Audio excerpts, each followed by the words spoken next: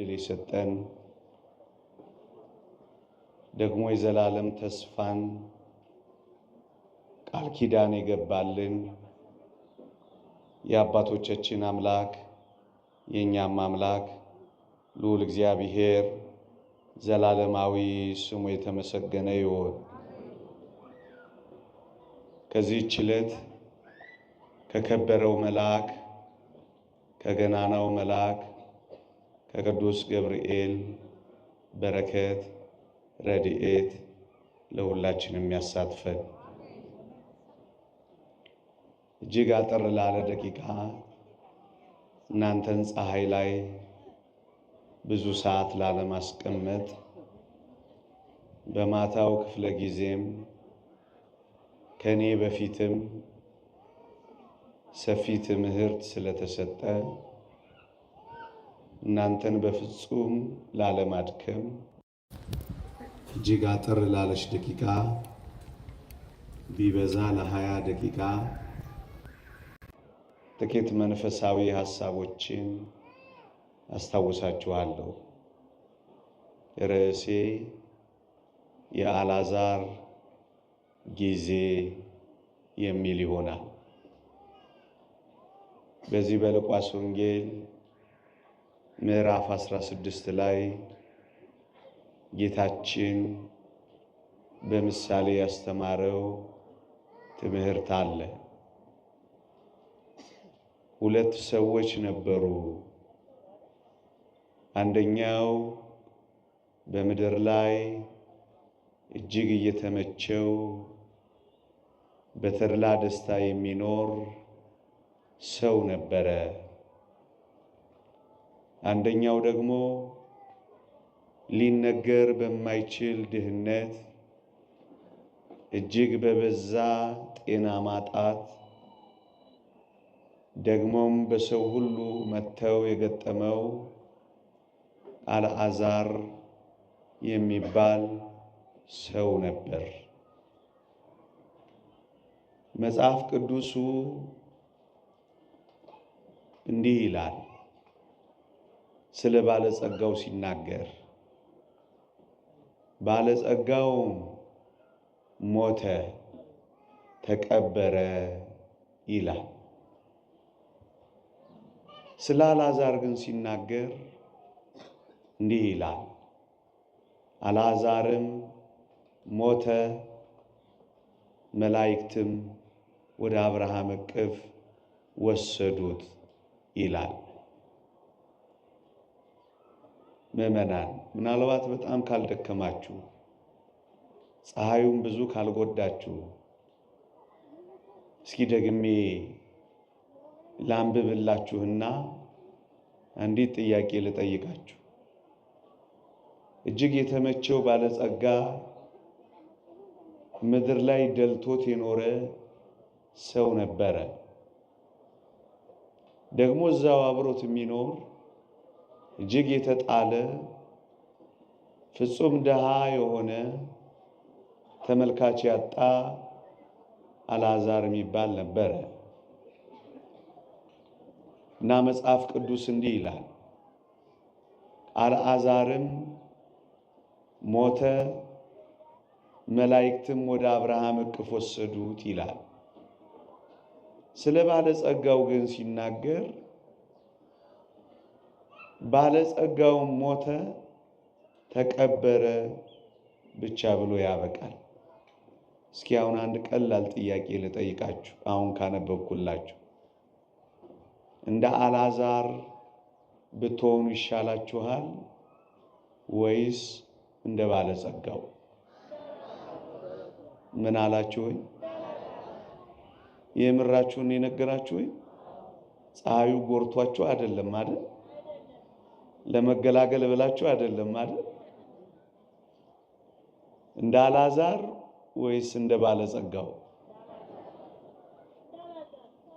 አልዓዛር እኮ እጅግ በጣም በድህነት ነው የኖረው እዚህ እና በጣም በድህነት እንደ አልዓዛር መኖር ይሻላችኋል እያላችሁ ነው? ወንዶቹ ላስብበት ያሉ ይመስላል። ልድገመው ወይስ ልቶ ይገባችኋል? እንደ አልዓዛር ወይስ እንደ ባለጸጋው?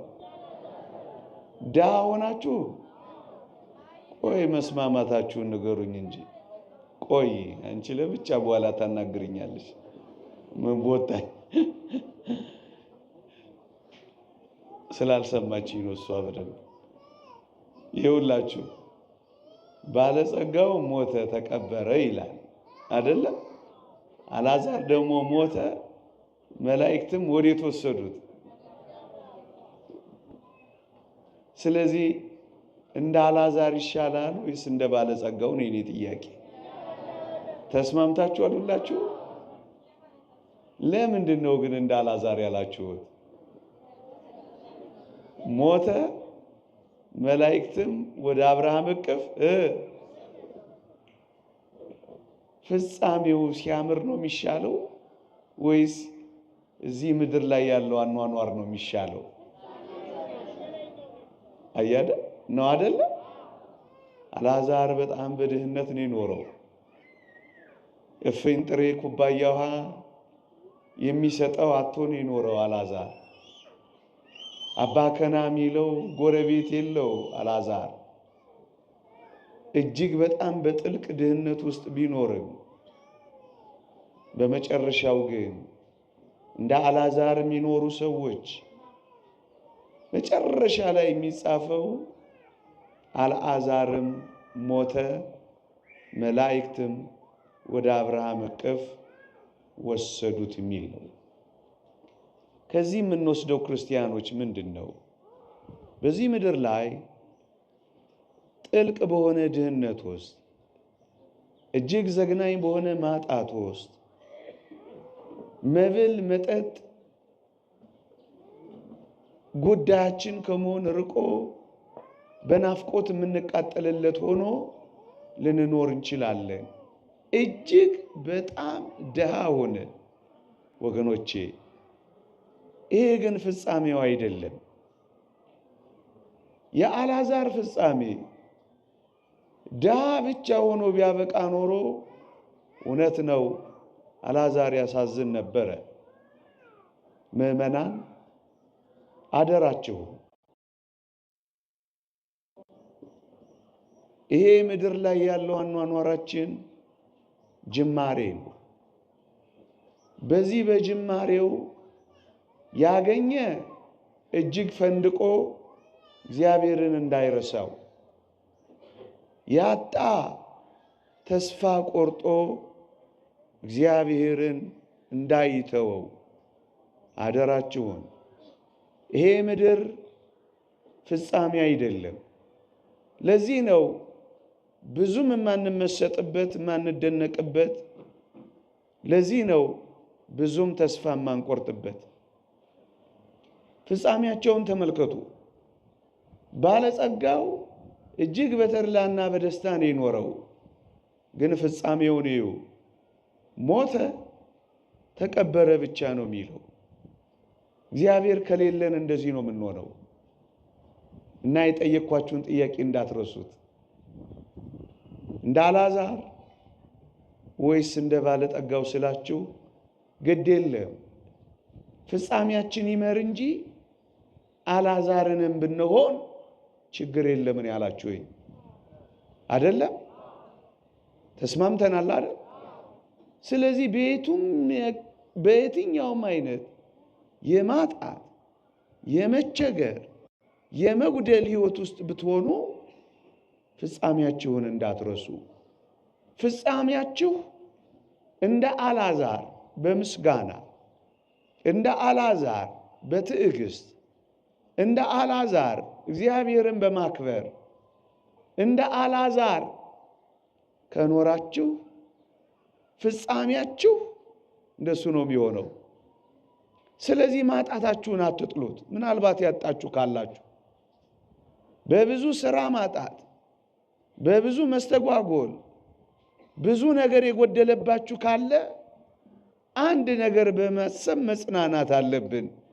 ግድ የለም ፍጻሜ ይህ አይደለም። እዩ አልዓዛር ድሃ ብቻ አልነበረም የነበረው። በሞቴ እስኪ ደግሜ ልጠይቃችሁ፣ እንደ አልዓዛር ብትሆኑ ይሻላችኋል ወይስ እንደ ባለጸጋው? ምን አላችሁኝ? አልዓዛር እኮ በጣም በሽተኛ ነበረ። በቁስል የተመታ ሰው እኮ ነበር አልዓዛር። እንደው ቁስሉን ውሾች ሲልሱለት በጣም ደስ የሚለው ሰው ነበር እኮ አልዓዛር።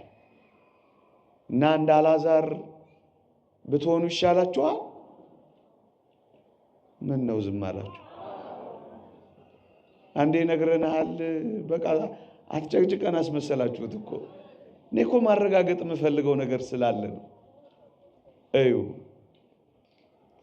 በአስደናቂ በሽታዎች ውስጥ፣ በጥዝጣዜዎች ውስጥ፣ በስቃዮች ውስጥ፣ በደዌ ውስጥ፣ በመናፍስት ትግል ውስጥ ልንኖር እንችላለን። ግን እንዳትረሱ ፍጻሜያችን አልዓዛር እንደዚህ ነው የኖረው። ግን መጨረሻው እንዲህ ነው የሚለው። ምንድን ነው የሚለው? አልዓዛርም ሞተ፣ መላእክትም ወደ አብርሃም እቅፍ። ወገኖቼ ውሻ ይከበው የነበረው ይህ አልዓዛር አሁን ምን ከበቡት? መላእክት። ወገኖቼ በዚህ ዘመን በበሽታ፣ በዚህ ዘመን በመናፍስት ትግል፣ በዚህ ምድር ላይ በብዙ ጤና ማጣት እየኖራችሁ መድኃኒት እየወሰዳችሁ ሆስፒታል እየተመላለሳችሁ ሊሆን ይችላል። ግን አንድ መጽናኛ አለ። እንደዚሁ እንደታመማችሁ አያበቃም። እንደዚሁ መርፌ እንደተወጋችሁ አይቀጥልም። እንደዚሁ አጋንንት እንደተጫወቱባችሁ አይቀጥልም። እንደዚሁ እንደተንከራተታችሁ አትቀጥሉ። እንደዚህ አልዓዛር እኮ አስታማሚ እንኳን የለውም። አስታማሚዎቹ ውሾች እኮ ነበሩ። ግን እንደዚህ አይቀጥልም። ይኸውላችሁ ክርስትናን ልዩ የሚያደርጋት ፍጻሜዋ ነው ወገኖች። በጅማሬዋ ይሄ ጅማሬ ነው። እንደውም ቅዱስ ዮሐንስ አፈወርቅ ይህ ዓለም እንደ ጭምብል ነው ይላል፣ እንደ ቲያትር ነው ይላል። ዋናው ገጸ ባህሪ እዚህ ያለ እንዳይመስላችሁ። ዋናው ይሄ መስሎት ነው የሰው ልጅ ምስኪን እየሆነ ያለው። ዋናው ይሄ አይደለም። መጨረሻው ይሄ አይደለም። መጨረሻችን እንደዚህ ቢሆንማ እንደ ኦርቶዶክሳውያን ምስኪን ማን ይኖር ነበር? ቅዱስ ጳውሎስ ክርስቶስን በዚች ዓለም ብቻ ያመነውና ያመለክነው ብንሆን አለ ከሁሉ ይልቅ ምስኪኖች እኛ ነበርን ይላል። እኛ ነበር ሰርቀን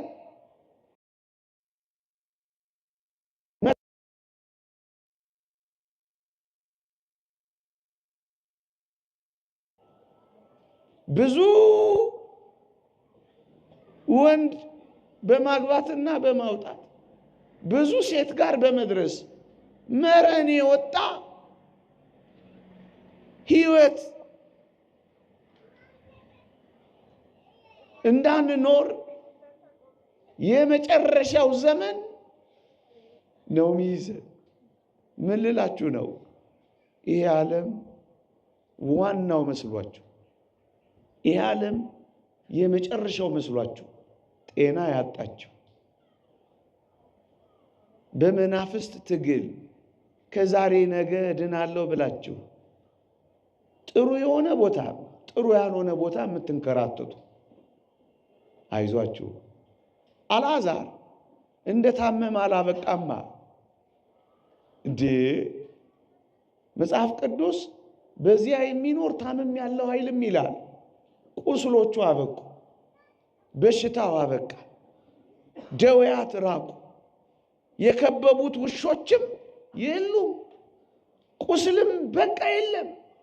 እንደታመምን አንቀጥልም፣ እንደቆሰልን አንቀጥልም።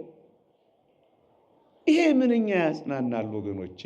ለዚህ እኮ ነው ምንም እንኳን እዚህ ምድር ላይ በበሽታዎች በብዙ መጠቃቶች ውስጥ ብንኖርም ክርስቲያኖች ፍጻሜው ይሄ ስለማይሆን እንጽናናለን። እንደዚህ አበቃማ፣ እንደዚህ አይጨርስማ። ለዚህ እኮ ነው መጀመሪያ ስጠይቃችሁ ታስታውሳላችሁ፣ አልዓዛርም ሞተ፣ መላእክትም ወደ አብርሃም እቅፍ ወሰዱት፣ አበቃ። ይህ ምንኛ ያጽናናል ምዕመናን። ከድህነት ጋር ደዌ ያለበት ወዳጆቼ እዚህ ውስጥ ምናልባት ያላችሁ አብዛኞቻችን ድህነትም ደዌም የለብንም፣ ወይ አንዱ ነው ሊኖርብን የሚችለው። ይሄ ሰው ግን የድህነትን የደዌም ማከማቻ ሆኖ ፍጻሜውን ግን እንዴት እንዳማረ ተመልከቱ። የተወደዳችሁ ክርስቲያኖች እኔ በዚች ማለዳ ልነግራችሁ የፈለኩት ተስፋችሁን በፍጻሜው ላይ እንጂ ተስፋችሁን በጅማሬው ላይ ያደረጋችሁ በእግዚአብሔር ላይ አትነጫነጩ፣ እንዳልኖራችሁ አትውጠሩ። በጣም በማስና በመከፋት እንዲያና እንዲያ አትበሉ። እዚህ ያለውን ኑሮ ለማሳመር ስትሉ ከአጋንንት ጋር አትወዳጁ። ጠንቋይ ቤት አትሂዱ። መተተኞች ጋር የሄዳችሁ ካላችሁ ንስሐ ግቡ። ሀብት የጥቂት ጊዜ ነው፣ ንብረትም የጥቂት ጊዜ ነው።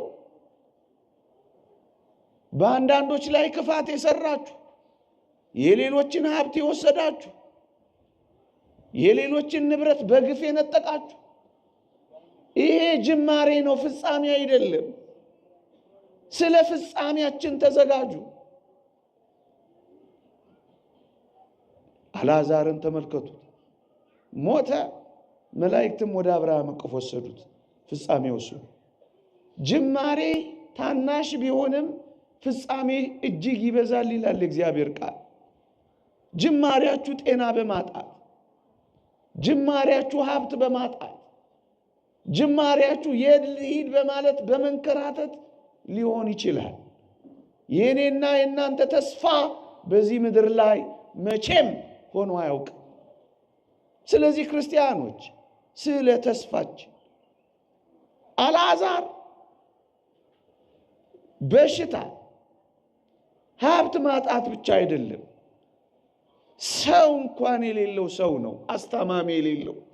ይሄ ደግሞ ምን ያክል ጎጂ ነው ወገኖቼ። ብዙ ሰዎች ሀብት ኖሯቸው ሁነኛ ሰው ስለሌላቸው ኑሮ ባዶ ሰው እንዴት ያለ ፍቱን መድኃኒት መሰላችሁ! የምትተነፍሱበት ሰው እግዚአብሔር ከሰጣችሁ እግዚአብሔርን አመስግኑት። ሰው የለውም ይህ ሰው።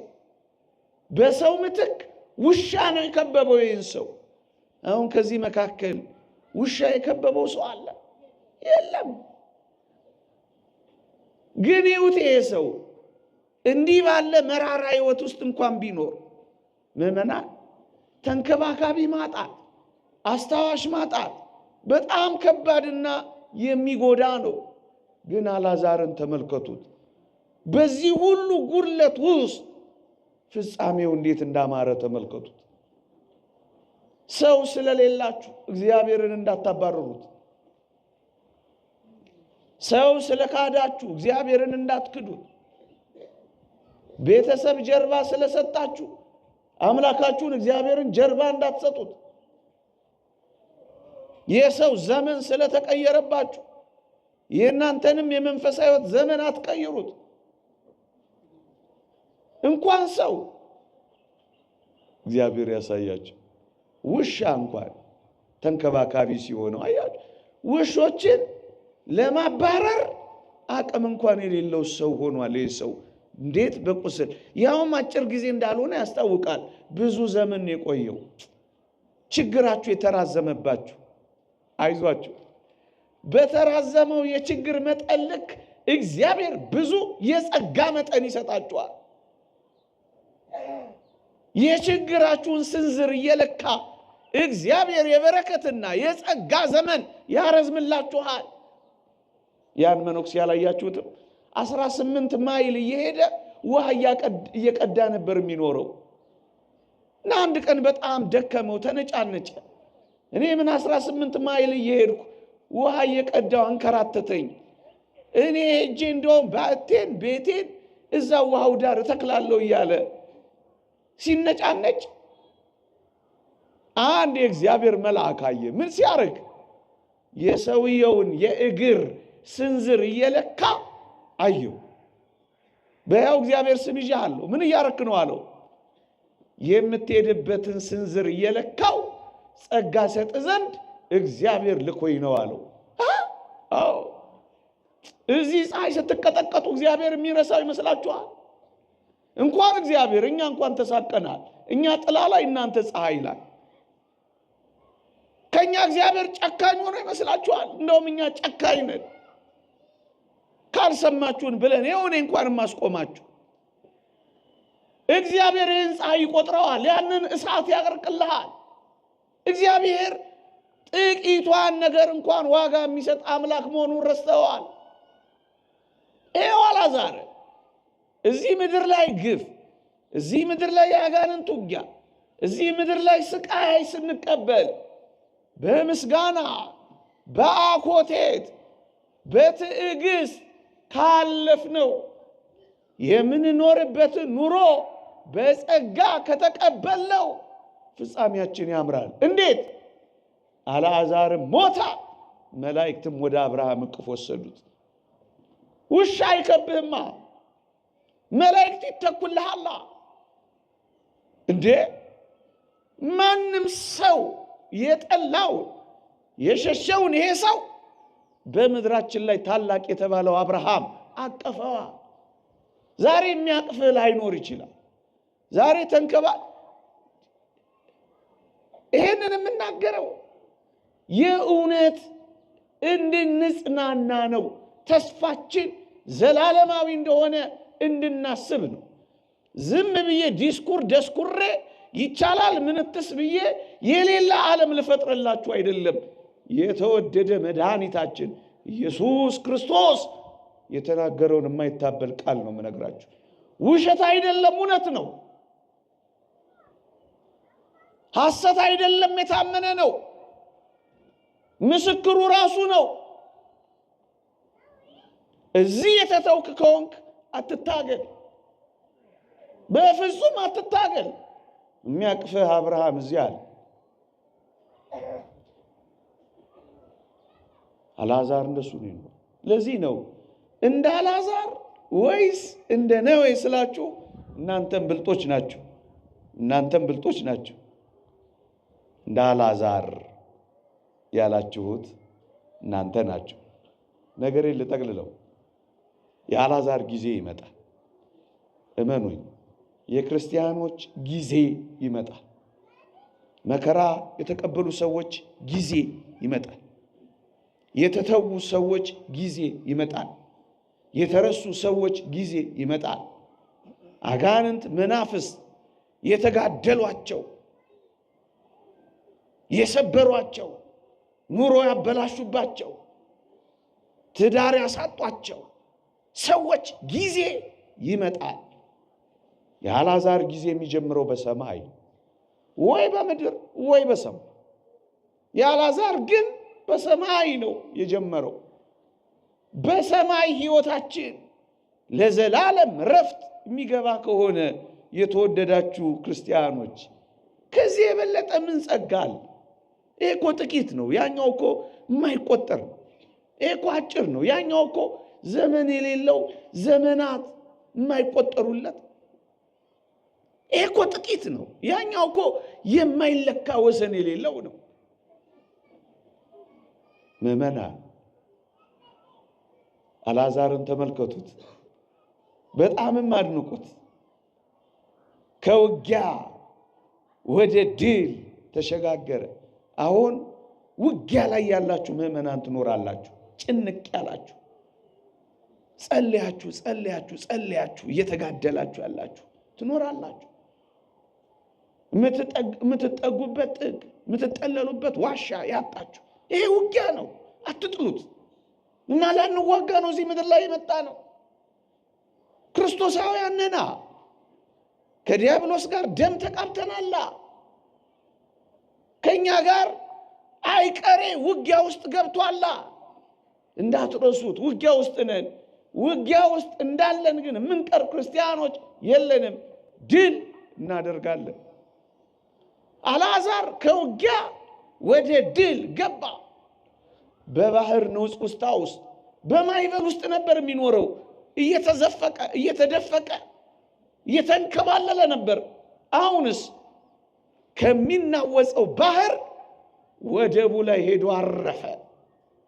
ወደብ አለን። ታንኳይቱ የምታርፍበት ታንኳይቱ ቤተክርስቲያን ናት። አሁን ልትሰበር ቀርባ ሊሆን ይችላል። ስታዩት እውነት ነው ትመስላለች። በደንብ ለተመለከታት ቤተክርስቲያን ልብ ትሰብራለች። መጽሐፍ ቅዱስ ላይ ልትሰበር ቀርባ ነበር ይላል። አይዟችሁ አትሰበርም እንዴ! ክርስቶስ የመርከቧ ባለቤት ሆኖ ማን ወንድ ነው የሚሰብራት? ማን ነው የሚያነክታት? ለመሰበር ትቀርባለች ግን አትሰበርም። ምን ማለት ነው? የምትለያይ ትመስላለች። እዚህ የምናምን ሲኖዶስ የምናምን አትሰበርም። ለጊዜው ትግል ላይ ናት። ለጊዜው ማይበል አለባት። ሊደፍቃት ይሞክራል። የክርስቶስ ስለሆነች ግን አትሰበርም። በማለዳ የምትገለጥ ቤተክርስቲያን ናት። እዛ ዮሐንስ ወንጌል ላይ ያለችው በማለዳ የተገለጠችው ያቺ ቤተክርስቲያን በማለዳዋ ትገለጣለች። የት? በደብረ ጽዮን የምትሰበር ቤተክርስቲያን። የትኛው መናፍቅ ይምጣ አትሰበርም። የትኛውም የሚያነበለብል አዋቂ ነኝ ይበል አትሰበርም። የትኛውም አዲስ ካህን ይምጣ አትሰበርም። ተጠይቃ መልስ የምታጣ ቤተክርስቲያን አይደለችም። አትሰበርም። ይመስላችኋል? አትሰበርም። ያ ዘመቻ ፊልጶስ 2000 ዓመተ ምህረት አካባቢ ቤተክርስቲያኒቱን እንዳለ እንረከባለን ብለው ጀመሩ። ትልቅ ፈንድ አድርገው ጀመሩ። እዚያው እንዳለ ነው የምንረከባት ብለው እዛው ውስጥ እንዳለች ወደ ሌላ ማስተላለፍ አይፈለግም፣ እዛው እንረከባታለን ብለው ጀመሩ። መጨረሻ ላይ የዚህ ዘመቻ ዳይሬክተር አንድ ነገር ተናገራሉ። ምን አለ? እኛ የኢትዮጵያ ቤተክርስቲያን ወደ 3ኛው ሚሊኒየም እንዳትሻገር በብርቱ ጥረን ነበር አለ። ነገር ግን የወጣቶች አድሃራያን ማህበራት በዙና እንዳንሰብራት አደረጉን አሉ። እፊታችን ቆሙብን አሉ። እናም ቤተክርስቲያኒቱ ተሻገረች አሉ። እንዳሻግሯት የሚፈልጉ በሙሉ እመኑኛ ይሻገሩ። ይሄው ስላሴ ካቴድራልም የዛሬ ስንት ዓመት ነው? ምናልባት አሁን 2018 ነው። 18 ከዚህ ያለ 40 የዛሬ 58 እና 60 ዓመት ሙዚየም እናደርጋታለን ያሉት ሙዚየም ገብተው የለ፣ ዘግተናታል ያሉት ተዘግቶባቸው የለ። እኔ ትደንቀኛለች። ልክ ስላሴ ካቴድራልን ስገባ የማየው አንድ የዛ ዘመን ሰው መቃብር አለ። ወይ ቤተክርስቲያን የዘጉብሽን ሁሉ ትቀበያለሽ፣ ሙዚየም እናደርግሻለን ያሉትን ሁሉ ታቅፊያለሽ። ምን አይነት ፍቅር ነሽ እያልኩ ነው ማልፈው። ማትስ እዛ መጣ ወደ በኋላ የምታርፍ ቤተክርስቲያን መልህቃችንን የምንጥልበት ቦታ አለ። አይዟችሁ፣ ይሄ በጣም ቁም ነገር አታድርጉት። ያን ያክል አትበሳጩበት። በጣም ብዙ ነገር እንዳጣችሁ ሰዎች ኩርምት ጭርምት አትበሉበት። ያን ያክል አትደነቁበት። ወደባችን ማረፊያችን እዛ ነው። ነፍሳችን ካንተ በቀር በሌላ በማንም አታርፍም ይላል። እዚህ ውስጥ ያላችሁ በብዙ ባለጠግነት ውስጥ የምትኖሩ እንኳን ቢሆን እረፍት ይሄ እንዳይመስላችሁ። እረፍታችን ይሄ አይደለም። እረፍታችን የት ነው? አልዓዛር ያረፈበት ቦታ ነው። ኖህ የለቀቃት ርግብ ማረፊያ አታ ስትንከራተት ቆይታ ምን እንዳደረገች አላነበባችሁ? ኖህ እጆች ላይ ሄዳ ነው ያረፈችው። ወዳጄ የትም ቦታ ማረፊያ የለህም፣ አትንከራተት።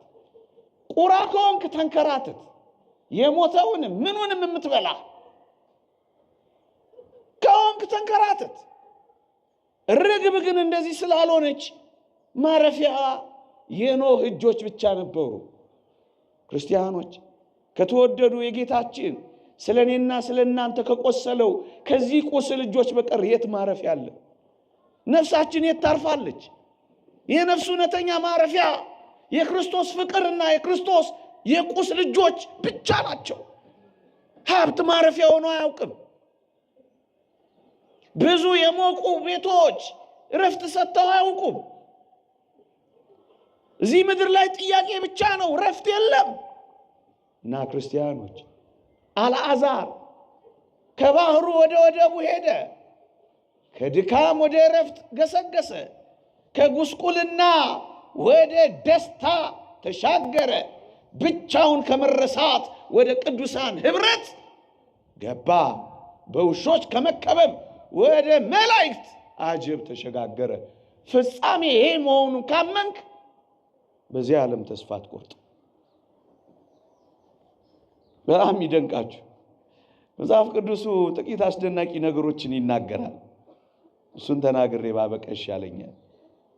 እንኳን ፀሐዩ የኔም ንግግር ሊያነፍራችሁ ይችላል ከዚህ ካለፍኩ። በጣም ይገርማችኋል። አልዓዛር ለማኝ የነበረ ሰው ነበር። በምድር ላይ ሲለምንም ሰጪ ያጣ የሚሰጠው ያጣ ምስኪን ነበር። የሚሰጥ ማግኘት እኮ ጸጋ ነው ወዳጄ። ለማኝ ነኝ ብቻ ብላ አታኩርፍ። ስትለምን የሚሰጥ ካገኘ እሰይ ጸጋ ነው፣ እግዚአብሔር ያራራልህ፣ እግዚአብሔር ካንተ ጋር። ለማኝ ነበር። እዚያ ከሄደ በኋላ ግን ምን እንደሆነ ታውቃላችሁ? የሚለመን ሰው ሆና እዚህ ቤት በፍጹም ቅድስና፣ በፍጹም ትህትና፣ በፍጹም ጸጋ በመመላለስ ሕይወት ውስጥ የሚኖሩ ሰዎች እዚያ ተለማኞች ነው የሚሆኑት። ቅዱሳንን ይዋቸው ምን ነበራቸው እንዴ? አሞኒዮስና አውሳቢዮስ እንዳሉት አንድ ጥሪታቸው እኮ ኢየሱስ ክርስቶስ ነበር። ይሄው እኛ ግን ቅዱሳንን የምንለምን ሆን እንዴ? እኛ እኮ የቄሳርን መቃብር ፍለጋ አይደለም እኮ የምንዞረው። የቅዱስ ጊዮርጊስን ልዳ ያለውን አጽሙ ተፈጭቶ የተበተነውን እሱ ላይ ነው ምን ሄደው። ዱዲያኖስም መክስሚያኖስም ዲዮቅልጥያኖስም ቄሳርም በዚያ መንደላቀቅ ውስጥ ኖረው አሁን ግን የሚፈልጋቸው የለም። ወዳጄ እዚህ ቤት ከኖርክ በጣም ቪአይፒ ትሆናል። ልድገመው፣ ቪቪአይፒ። እንደው የምን እሱ ቪአይፒ? አልዓዛር ቬሪ ኢምፖርታንት ፐርሰን ሆና ቪአይፒ ማለት እንደሱ አይደለም። ምን አለው ባለጸጋው? ያ ሞተ ተቀበረ ያልኳችሁ ባለጸጋ አልዓዛር ጣቱን ውሃ ስነክቶ ምላሴን ያበርድልኝ ዘንድ ስደድልኝ የሚባል የሚፈለግ ሰው ሆና ትፈልጋላችሁ። እዚህ ቅዱስ ከሆናችሁ እዚህ ዘመን ላይ ለምን አልተፈለኩም ብላችሁ እንዳይከፋችሁ፣ የመፈለግ ጊዜ ይመጣል። አልዓዛር በጣም አስፈላጊ የሚሆንበት ቀን አለ። እሱን ጠብቁት። በጣም ተፈላጊ። ለማኙ ተለማኝ ሆኖ ይገለበጣል። የዚህ ዓለም ጉዳይ መገለበጡ አይቀሬ። እኔ ስላልኩት አይደለም፣ የእግዚአብሔር ቃል ይሄን ተናግሯል። ይገለበጣል። ለዚህ ነው እኛ ወዳጆቼ መጽሐፍ ቅዱሱ አልዓዛር ብሎ ስም ሲጠራ ባለጸጋው ግን ስሙ የለም። በሞቴ ስሙ የለም። አንብቡት። ሉቃስ ወንጌል ምዕራፍ 16 አንብቡት። ባለጸጋው ሞተ ተቀበረ ይላል። ስለ አልዓዛር ግን ሲናገር አልዓዛር ሞተ፣ መላእክትም ወደ አብርሃም ምን ስም ያስፈልገዋል? እንደውም አንድ ሊቅ ምን ይላል? እግዚአብሔር ስሙን ተጸይፎታል ይላል። ሰው ሲጠራችሁ አቤት ኩራታችሁ! አንዳንዶቻችሁ እዚህ ዓለም ላይ ድሃ ቀና ብላችሁ ማታዩ መስኮታችሁን የምትዘጉ እግዚአብሔር በኋላ እንዲዘጋችሁ ትፈልጋላችሁ። እዩቴን ሰው ስሙን እግዚአብሔር ተጸየፈው። እግዚአብሔር ቢጠራ አይሻልህም? እንዴ የእግዚአብሔር መዝገብ ላይ ስሙ ቢፈለግ የለም? እግዚአብሔር መዝገብ ላይ ስም እንዲጻፍ ዛሬ እዚህ ተጻፍ። ዛሬ ከተጻፍ በዘላለም ሕይወት መዝገብ ስም ይጻፋል። አልዓዛር እንደሱ ነው የሆነው። አልዓዛር ብሎ ጠራው፣ ያኛውን ተጸየፈው።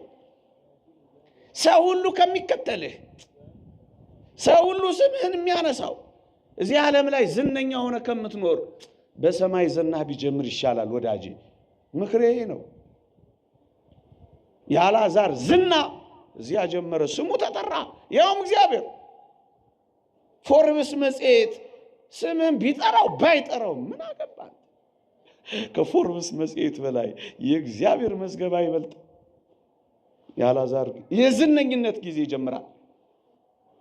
ሕይወት ማለት ይሄ ደግሞ የሚገኘው ጅማሬውን ታግሶ ፍጻሜው ሲያምር ነው። ይሄ ጅማሬ ነው። ይሄ ገና መነሻ ነው። ይሄ ጭምብል ነው። ይሄ ዋናው አይደለም። ዋናው ግን መምጣቱ አይቀርም። ደረቱን ነፍቶ የነበረው እዩኝ እዩኝ ይል የነበረው ያ ባለጸጋ አፈረ። አልዓዛርን ቀና ብሎ ሊያየው አልቻለም። ምን እንዳለ ታውቃላችሁ? አልዓዛርን ነው እኮ የሚያውቀው። በቅርበት እፊቱ ወድቆ የነበረው አልዓዛር ነው። ጎረቤት ነበሩ፣ ግን አንድ ቀንም አይቶት አያውቅም። አሁንስ አልዓዛርን ከሩቅ አየው። የሚመጡበት ጊዜ ይኖራል። ታገስ። ዛሬ ለምን አልሆነም ብለህ አትተው። ታገስ።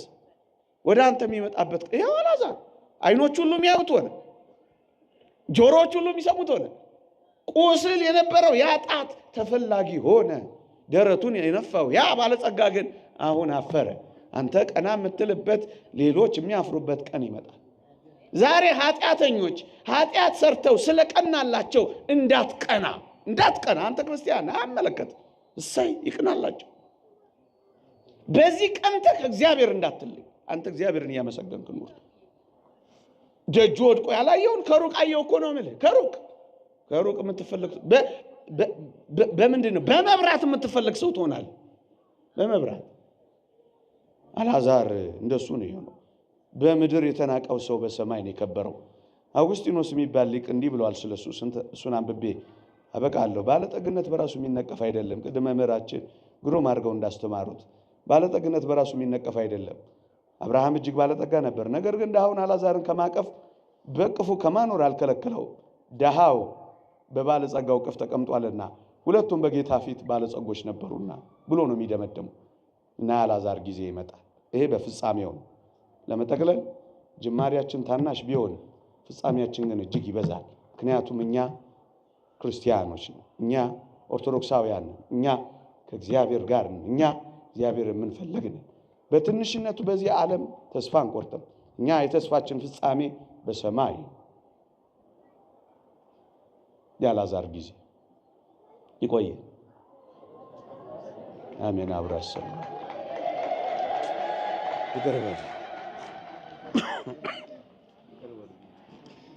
በደንብ አድርጋችሁ እልል ካላችሁ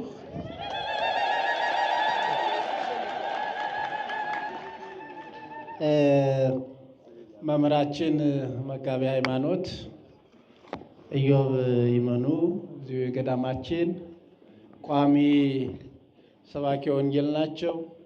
ምናልባት አንዳንዶቻችሁ በተለያዩ ጉባኤቶች ስለምታገኟቸው አሁን ከዚህ ከኛ የተረፈውን ነው ለሌላው የምንሰጣቸው። ስለዚህ እዚህ ጀምረው ነው እያረሰረሱ እያጠጡ የሚሄዱትና ለዚህም ነው የዛሬውን ሁለተኛውን ክፍለ ጊዜ እንዲያስተምሩ ያደረግናቸው። እግዚአብሔር አምላካችን ሁላችንንም በሰማነው ቃል ይባርከን ይቀድሰን። እሳቸው ያስተማሩትን መድገም አይገባም አይደገምም። በሁለት ምክንያት፣ አንደኛ በሰዓት፣ ሁለተኛ ደግሞ የዘራው መምህሩ እንደገና ሌላ ሁለተኛ ዘሪ በዚያ ላይ ሲደገም የመጀመሪያው ዘሪ ዘር ነው እንትን የሚለውና እንዳለች እንደሰማችሁ ይዛችሁ ነው መሄድ ያለባችሁ። ቋጠር ማለት ብቻም ሳይሆን ደግሞ ከህይወታችሁ ጨምሩትና በህይወታችሁ ውስጥ ይስራ፣ ከህይወታችሁ ጋር ይዋሃድ። ይሄ ነው የእግዚአብሔር ቃል። ያስተማረን አምላክ ክብር ምስጋና ይድረሰው። በማታውም ሰዓት እንደዚሁ ተናግረው የማይጠገቡ መምህራን ይመጣሉ፣ ዘማሪያን ይመጣሉ፣ ተጋብዘዋል። በማታው ሰዓት ይልቁንም የነገውን ሰዓታችን የነገውን ምናልባት አዲስ የመጣችሁ ካላችሁ ቅድም ስገልጽ ያልሰማችሁኝ ከዚያ በኋላ ላይ የመጣችሁ ነገ የካቲት ስንት ነው? 20 ስለዚህ ከስንት ሰዓት ጀምሮ ነው በዚሁ የምንገናኘው?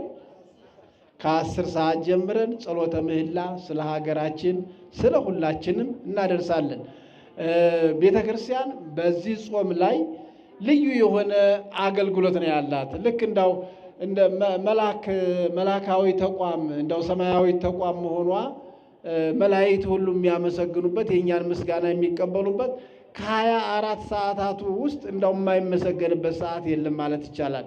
ሌሊት ሰዓታት የሚባላል የምስጋና የጸሎት ክፍል ኢትዮጵያዊ ሊቅ አባ ጊዮርጊስ ዘጋስጫ የደረሰው ግን ደግሞ እሱ ከሰማይም አይደለም ያወረደው ከቅዱሳት መጻሕፍት ነው። ልክ ቅዱስ ያሬድ ዜማውን ከቅዱስ ብሉይና ከሐዲሳት መጻሕፍት እንዳዘጋጀው እንደዚሁ ደግሞ አባ ጊዮርጊስ ዘጋስጫም ከቅዱሳት መጻሕፍት አውጣጥቶ ምስጢሩን እግዚአብሔር ገልጾለት ያ ሰዓታት ተብሎ ሌሊት በካህናት አባቶቻችን ምስጋናው ለእግዚአብሔር የሚቀርብበት ነው። ጠዋት ሲነጋ ከጸሎተ ኪዳኑ ቀጥሎ ጾመ ድጓ አለ። የቅዱስ ያሬድ ድርሰት አንዱ ክፍል ማለት ነው። በዚህ በጾሙ ላይ ምስጋና የሚቀርብበት ከዚያ በኋላ ደግሞ ወደ ቅዳሴውና ወደ ትምህርተ ወንጌሉ ነው የሚገባው። ከጸሎተ ቅዳሴው በኋላ ደግሞ ወደ ሰርከ ጸሎቱና ወደ ሰርከ የጉባኤ ትምህርት ነው የምትመጣው ቤተ ክርስቲያን እና በ24 ሰዓታቱ ውስጥ እንደው የተወሰኑ የሰዓታት ሽርፍራፊዎች ካልሆኑ በስተቀር ስለ ሀገር ስለ ወገር የምትጸልይ ቤተ ክርስቲያን ናት። በዚህ ጊዜ የቻለ የሌሊቱንም ያልቻለ ቀኑንም ሌሊቱን ደግሞ ያልቻለ በማታው ጉባኤ ላይ ተገኝቶ የማይማር የማይጸልይ ክርስቲያን ካለ ያ ራሱን የረሳ ነው። እና ይሄ እንዳይሆን የገዳሙ ስብከተ ወንጌል ክፍልም ከአባታችን ከክቡር አባታችን በሳቸው ሰብሳቢነት በሰበካ ጉባኤው መልካምና በጎ ፈቃድ በዚህ ጾም ላይ ጠንከር ያሉ ጉባኤያቶች እንደስካሁኑ እንግዲህ ህዝባችን እዚህ አካባቢ የነበረው ብዙ ርቆን ሳይሄድ ምን አይነት ጉባኤዎችን ሰራ እንደነበረ ይታወቃል፣ ታውቃላችሁ ሁላችሁ። አሁን ግን የሰው ረሃብ የሰው ጥማት ያለበት አካባቢ ነው አካባቢው። አሁን ዛሬ የመጣችሁት ነገ ትመጡልን ይሆን እያልን እየተጨነቅን ያለ ነው። በቂ ዝግጅት መምህራን ተዘጋጅተዋል፣ ዘማሪያን ተዘጋጅተዋል፣ በጀት ተበጅቷል። ግን ድግስ ደግሞ እንደዚህ ቀርቦ ተዘጋጅቶ የሚመገበው ደግሞ ወደ ኋላ ካለ ከቀረ አቅራቢው ትንሽ ይሸማቀቃልና እንደዚህ እንዳይሆን የነፍስ ምግብ ነውና ይሄን አውቃችሁ በሰዓቱ እንድትገኙ ለማለት ነው። የጸሎቱም ተሳታፊዎች እንድትሆኑ ማህበረ ካህናቱ የገዳሙ ካህናት ልብሰ ተክህኗቸውን ለብሰው ጉባኤውን እያጠኑ በመጀመሪያም በጸሎተ ወንጌል በጸሎተ ምህላ በዚህ ነው ጉባኤውን ነገ የምናካሄደውና ሚዲያዎችም ሶሻል ሚዲያዎችም የነገውን ጉባኤ በደንብ አድርጋችሁ ይሄን መልእክት አስተላልፉ። የዛሬውን ብቻ ቀርጻችሁ የዛሬውን አስተላልፋችሁ ነገ እንዳትቀሩ መልእክታችን ነው። አስተላልፉ። በቀጣይ ደግሞ የዛሬው መጀመሪያ ዙር ነው። ሁለተኛው ዙር ደግሞ እንደዚሁ መጋቢት 19ና 20 እንደዚሁ ያ ቀን ቅዱስ ገብርኤልም ቅዳሜ ነው። ሁለተኛውም ቀን እሁድ ነው። አሁን የዛሬው ትንሽ እንዳው ደጋግመን በአጽንኦት የምንገልጽላችሁ ስራ ቀን ስለሆነ የለም እንዳው ስራ ቆይቼ ምናምን ብላችሁ እንዳሰንፉ ብለን ነው። ግድ የለም 11 ሰዓትም ተገኙ 11 ተኩልም ተገኙ ከቢሮአችሁ ስትወጡ የነገውን ማለት ነው። የዛሬ ወሩ ግን እሁድ ቀን ስለሆነ ትመጣላችሁ ያድርሰን እና ሚዲያዎች መልእክታችን እንድታስተላልፉልን የነገውን ጉባኤ ለቀጣዩም እንደዚሁ እንጠራችኋለን። በመካከል ላይ ትመጣላችሁ። መልእክቶች እንዴት መተላለፍ እንዳለባቸው እንመካከራለን፣ እንነግራችኋለን። መታረም ያለባቸው መስተካከል ያለባቸው እንዴት ማስተካከል እንዳለባችሁ ያን እያደረጋችሁ አገልግሎትን ትሰጣላችሁ። ጥሩ ነው። አሁን በጊዜው ባለው በቴክኖሎጂ በዚህ መጠቀሙ አስፈላጊ ነው። ቤተክርስቲያን ስርዓቷ ቀኖናዋ ሳይለወጥ ግን ደግሞ ዘመናዊ እንደዚህ አይነት አገልግሎቱ ተደራሽ የሚሆንበትን መጠቀምም ደግሞ አስፈላጊ ነው። አስፈላጊ በዘመኑ ውስጥ ያለች ዘመናዊትም ጥንታዊትም ሁሉንም የያዘች ናትና ለዚህ ነው። አሁን እዚህ በመቀጠል ዝማሬ ዘምረን ክቡር አባታችን የገዳማችን ዋና አስተዳዳሪ አባታዊ ቃለ ምዕዳንና ቡራኬ ለአሁኑ ጉባኤ ማጠቃለያ ሰጥተውን ነው ጉባኤያችንን ፈጽመን ከዚያ ወደ ውስጡ አገልግሎት የምንመለሰው። አንዳንድ ዘማሪ ወንድማችን ዘማሪ ኃይለ ልዑል እንደዚሁ ይዘምርልንና እዚያ ደግሞ ገብረ ሚካኤል እንደዚሁ አንድ አጠር ያለ ዘምረውልን ጨምረውልን እዚያ ጉባኤያችንን አባታችን ያጠቃልሉልናል።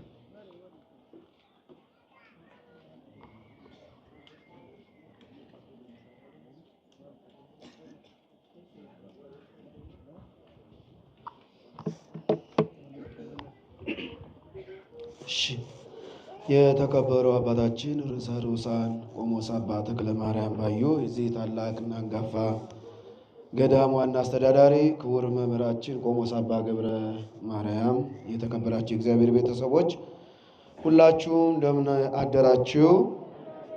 እንዴት አደራችሁ? እግዚአብሔር ስሙ ይክበር ይመስገን። እግዚአብሔርን በዝማሬ እናገለግላለን። እግዚአብሔር ከሁላችን ጋር ይሁን።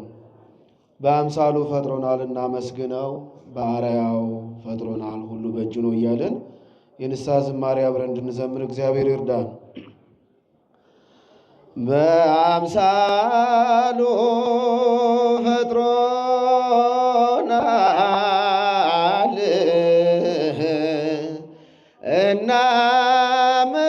እናመስግነው፣ በአርአያው ፈጥሮናል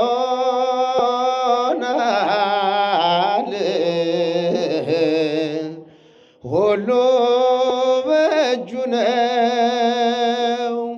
ከእኛ የሚፈለገው ማመን፣ ከእኛ የሚፈለገው መታመን። በአምሳሉ ፈጥሮናል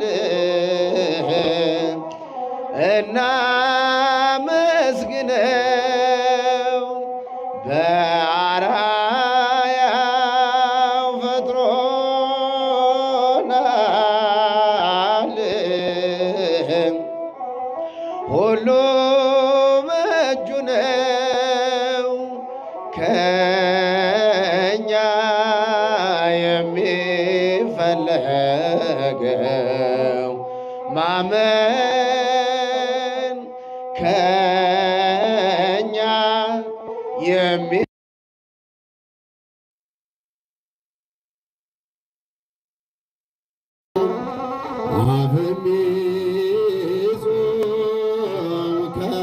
ከማውራትህ ይከልከል፣ ጆሮም ይጹም ከመስማትህ ይጠበቅ፣ ዓይን ይከልከል ከማየትህ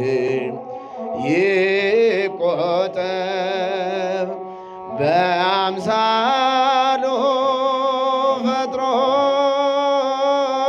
ፈጥሮናል እናመስግነው፣ በአርአያው ፈጥሮናል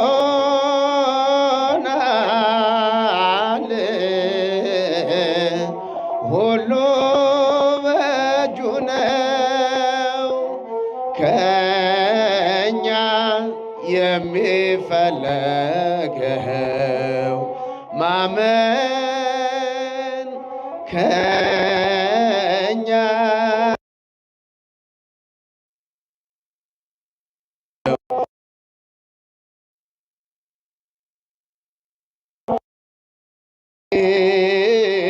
ጾም ከመናገር በአርምሞ እጅግ ጾም ከመዳፈር በተደሞ በአምሳሉ ፈጥሮናል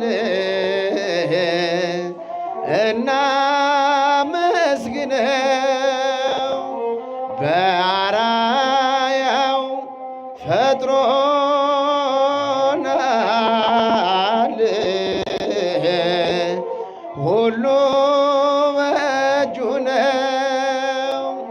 ከእኛ የሚፈለገው ማመን ከእኛ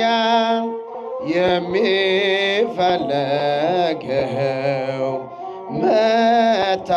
መታመን መምጫው ደርሷል ቀርቧል ቀኑ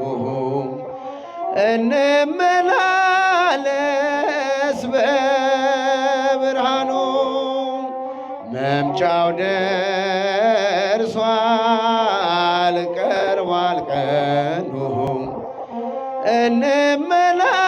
እንመላለስ በብርሃኑ በአምሳሉ ፈጥሮናል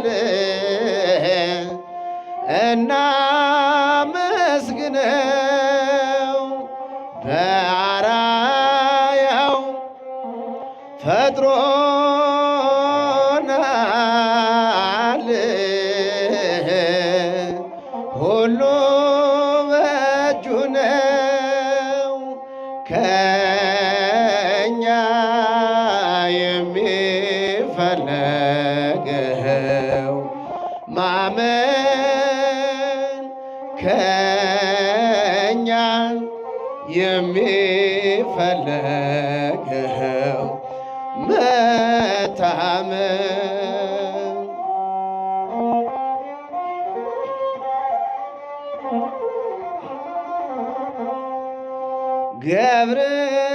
ገብርኤል መልአከ ዜናዊ ሐዲስ ገብርኤል መልአከ ዜናዊ ሐዲስ ገብርኤል መልአከ ዜናዊ ሐዲስ ገብርኤል መልአከ ዜናዊ ሐዲስ ተአዛዜ ተአዛዜ ለአምላክ ቅዱስ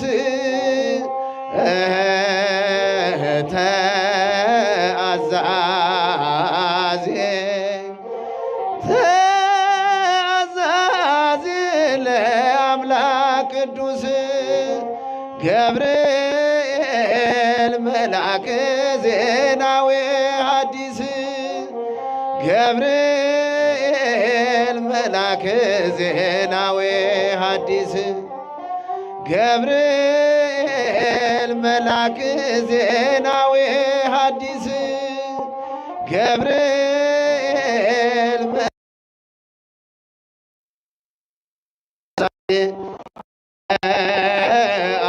አዛዜ ተአዛዜ ለአምላክ ቅዱስ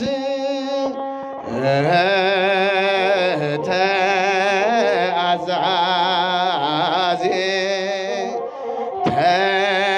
ተአዛዜ ለአምላክ ቅዱስ ቤተ ክርስቲያን ባሕረ ጥበባት ቤተ ክርስቲያን ባሕረ ጥበባት ቤተ ክርስቲያን ባሕረ ጥበባት ቤተ ክርስቲያን ባሕረ ጥበባት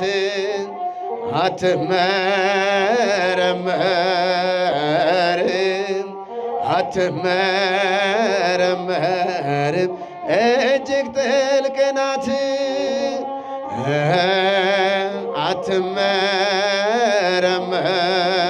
አትመረመርም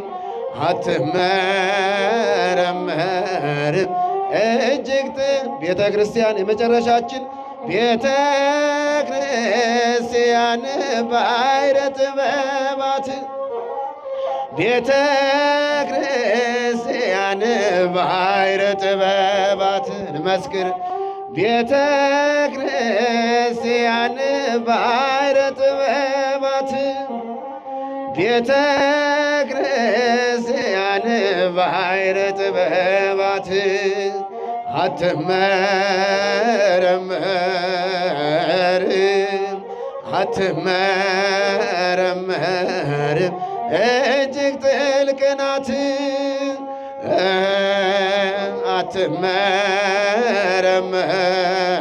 አትመረመርም አትመረመርም እጅግ ጥልቅ ናት።